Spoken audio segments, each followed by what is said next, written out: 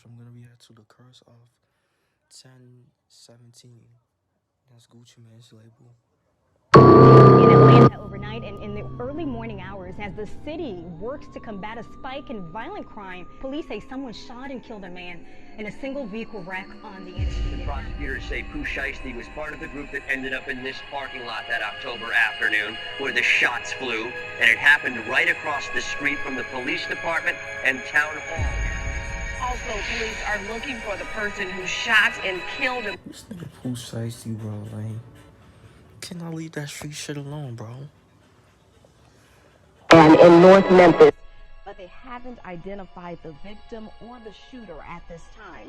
Rapper Big Scar has died. He was signed to Gucci Mane's label. Big Scar was about to go on tour with Key Glock next year. He was just 22 years old. Gucci Mane's 1017 might be the worst label an up-and-coming artist could sign to. The potentially cursed name is home to about a dozen artists, most of which probably thought their dreams came true after signing with a rapper as legendary as Gucci Mane. In an interview, he stated he's only looking for the raw street rappers that remind him of himself when he was coming up. The problem is, none of these artists are reaching the success they hope for because something mysterious happens to every single one of them shortly after signing. 5 days ago, his artist Mac Critter was arrested for a shooting that left someone dead, and now he's facing a possible life sentence only 2 months after signing to the label.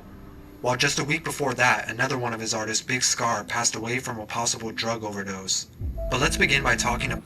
See, all Gucci Mane's artists either die or go to jail, bro. Like, shit, Gucci Mane, bro, like...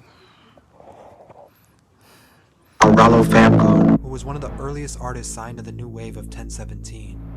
Rallo had been making a name for him. Wait, wasn't Coast to Ghost signed with him too? And he's in jail? Nah, I think Coach to Ghost was signed with Gucci too. I ain't gonna lie. Self in music after collaborating with artists like Future in 2015. But it was never his music that caught the attention of his followers, rather the stacks of cash and luxury living that he often flexed on social media. It was always clear that Rallo was a street dude first and a rapper second, but that's exactly what Gucci Mane looked for in an artist. His music was decent, but it wasn't pushing the kind of numbers that would justify him having $1 million worth of cash on it. I like that song that Rallo did with Future, Can't Lie. Fuck these wasn't lie to you, like that song is fire, I ain't gonna hold you. It's actually one of my favorite songs too, I ain't gonna lie. He signed with Gucci Mane in 2017 and was hoping that this would be the push his music needed to go to the next level. But before that could happen, Rallo's home was raided. He was arrested for conspiracy to distribute more than 1 kilo of marijuana, along with money laundering charges. He was sentenced to 97 months in federal prison and has since been waiting for his release. Pooh Shiesty was definitely an artist with more potential than anyone else on this list, but still ended up suffering the same. But he fucked up. He had that one hit with Lil Durk and all that shit, back in blood. But, nigga, we don't want to go to jail. After releasing his single titled Main Slime in March of 2019, he would catch the attention of Gucci Mane, and shortly after, he was seen with multiple 1017 diamond chains around his neck. Unlike Rallo, Gucci Mane's cosign immediately paid off for Pooh Shiesty after the two collaborated on a number of songs. His career was quickly going to new heights and reaching the mainstream, but Pooh made it clear that at the end of the day, he's still from the streets, and he and his crew Chopper Gang were making headlines for all the wrong reasons. It didn't matter that every major billboard in the country had his face on it promoting his up-and-coming album. Pooh Shiesty still robbed a guy in Miami during broad daylight who was trying to sell him weed and shoes, shot at him, sending him to the hospital, then sped off in a supercar before being arrested, bonded out, and leaving the state in a private jet. Now he's gonna spend the next 63 months behind bars. Despite this, Pooh Shiesty will likely still have a successful career after he returns home, which is not the case for his cousin Big Scar, who was also signed to the 1017 label, but unfortunately lost his life on December 22nd. Big Scar initially didn't have a passion for rapping, but got into it after his friend Baby K showed him the ropes. He spent $20 to record his first song, and another $200 to film a music video to it. The song was titled Make a Play, and he was surprised when it received over 50,000 plays on YouTube in a short amount of time. Today, the song has over 13 million hits, and it's easy to see why Gucci Mane would have seen potential in him. Much like his cousin Pooh, after signing to 1017, Big Scar's career was looking promising. Within a year of rapping, he accomplished more than some people ever do. A Billboard charting mixtape and the cover of the 2022 XXL Freshman magazine spoke for themselves. Unfortunately, before he would get to reach his full potential as an artist, he was found dead at his girlfriend's house from a drug overdose. It's been said that he had been battling depression since the passing of his grandmother. Big Scar's story is sad in knowing that even if these artists survive the streets that they come from, they could still lose their life to the other thing that's plaguing hip-hop, which is drug use.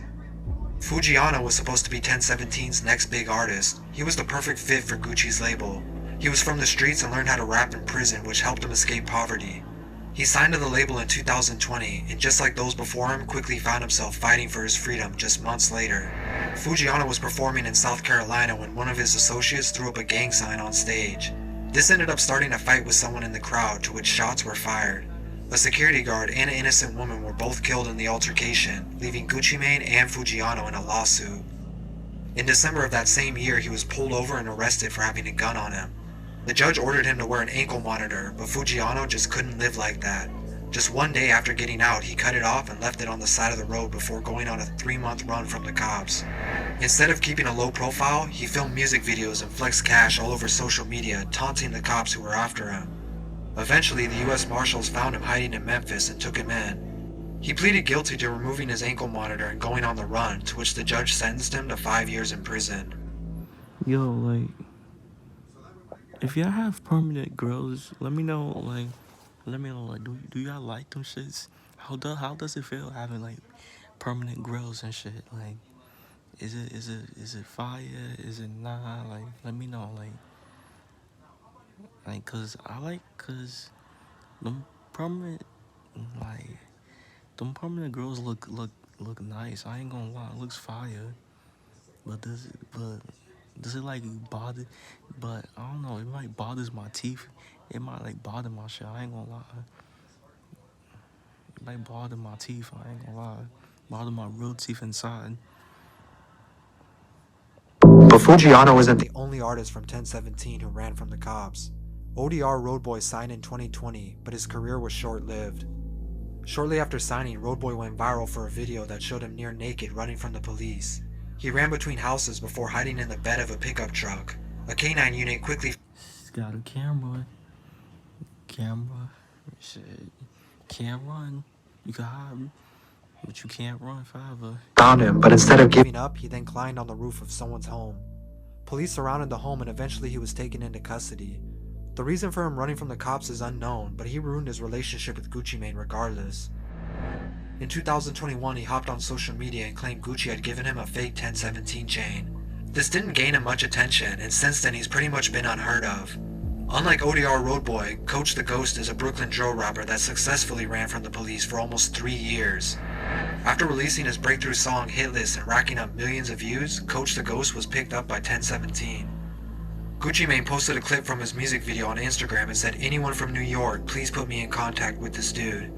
Although his career looked promising, the rapper already had a long list of offenses dating all the way back to 2011. He was convicted of shooting a rival gang member in the Marcus Gravy houses in Brownsville and served 6 years in prison for it.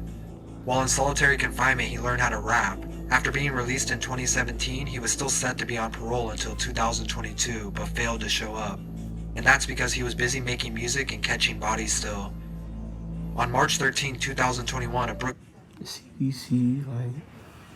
See, like, if you gotta pick one, bro. You can't just pick both, bro.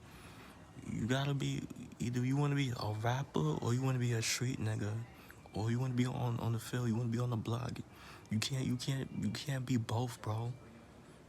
Like either rapper or a street, or you wanna be a street nigga. Is one or two options. A teenager named Brian Sanson was on a walk with some friends when a silver sedan pulled up, shooting and killing him. Police said they immediately connected Coach the Ghost to the murder, but he had already fled the state to Georgia. Eventually they caught up with him and now he's facing serious allegations for the second time in his life. Coach the Ghost wasn't the only one who proved a 1017 deal wasn't enough to stay away from the streets though. Hot Boy West is an artist from Texas who signed around the same time but couldn't stay out of trouble. After joining 1017, Gucci Mane gifted Hot Boy a Rolex in celebration.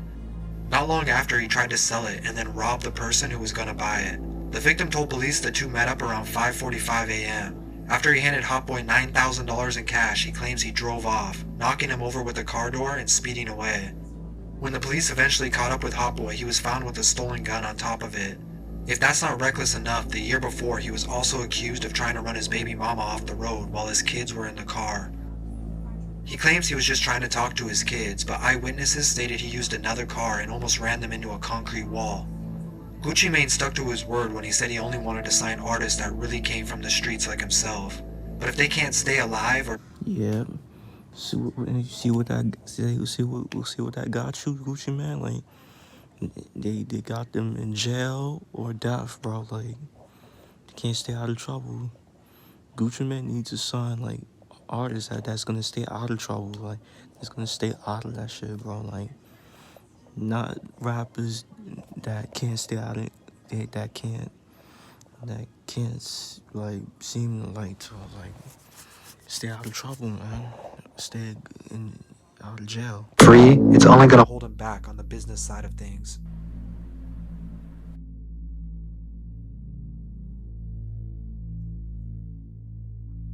Yeah, that's the thing. Let me know what y'all think about this Gucci Mane label. Yeah, these rappers have an opportunity. These Gucci Mane artists has the opportunity, but like they wanna fuck up and shit. Like they can't stay out of trouble. They wanna be in the streets while they like like doing music and shit. Like niggas is crazy, man. So yeah, make sure y'all like, comment, subscribe. Y'all know the vibes. If you're checking out, you are.